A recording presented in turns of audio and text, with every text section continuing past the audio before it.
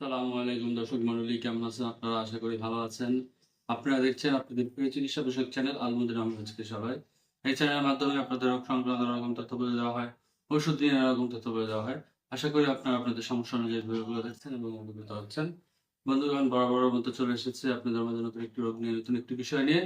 তো আজকে আমি যে বিষয়টি নিয়ে আলোচনা করব, বিষয়টি হচ্ছে ঘুমের মধ্যে নাক ডাকা।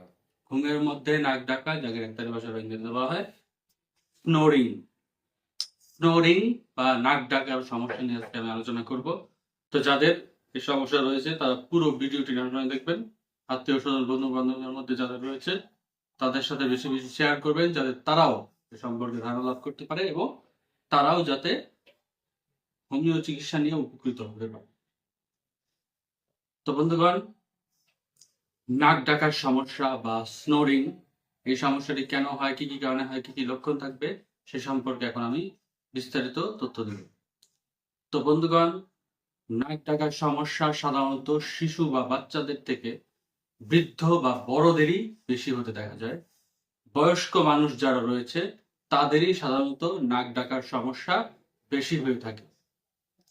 এই নাক ডাকার সমস্যাটি সাধারণত কেন হয়?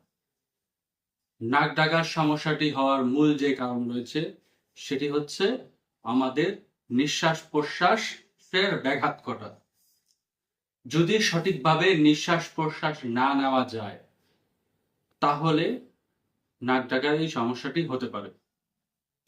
আমরা যদি সঠিকভাবে নিঃশ্বাস প্রশ্বাস রাত্রে ঘুমানোর পরে ঠিকমতো নিঃশ্বাস প্রশ্বাস ঠিকমতো নিতে না পারি, তাহলে মুখ দিয়ে এই নিঃশ্বাস প্রশ্বাস নেওয়ার ফলে মুখের থেকে এই আওয়াজটি সাধারণত আসে বা এই নাকের আওয়াজটি বিকটভাবে মনে হয়। এটাকেই সাধারণত নাক ডাকার সমস্যা বলা হয়ে থাকে। এই সমস্যাটি আরো হতে পারে বংশগত কারণে।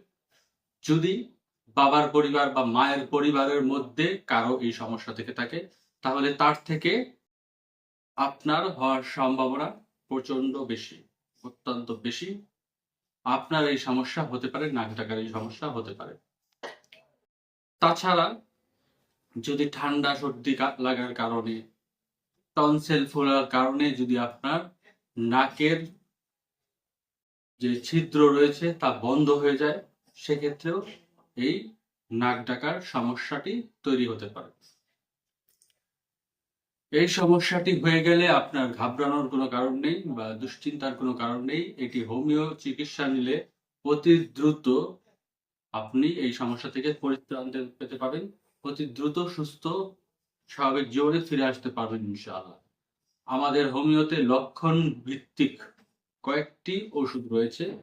আপনাদের লক্ষণ অনুযায়ী আপনারা এই ওষুধগুলো যদি সেবন করেন তাহলে ইনশাআল্লাহ আপনাদের এই সমস্যা থেকে আপনারা পুরোপুরি নিস্তার পাবেন। নিচে আমার নাম্বার দেওয়া থাকবে, চাইলে আপনারা যোগাযোগ করার আমার থেকে ওষুধগুলো সংগ্রহ করতে পারেন। সারা বাংলাদেশে আমরা হোম ডেলিভারির মাধ্যমে ওষুধ সরবরাহ করে থাকি। বিদেশেও পার্সেলের মাধ্যমে ওষুধ পাঠানো যায়।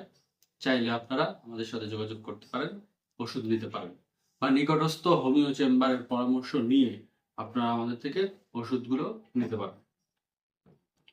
তো বন্ধুগণ, আজকে যে বিষয়টি নিয়ে আলোচনা করলাম, নাক ডাকার সমস্যা বা স্নোরিং, এই সমস্যাটি যদি আপনার থেকে থাকে তাহলে পুরো ভিডিওটি দেখার মাধ্যমে আপনি অবশ্যই কিছু না কিছু তথ্য অর্জন করতে পারবেন।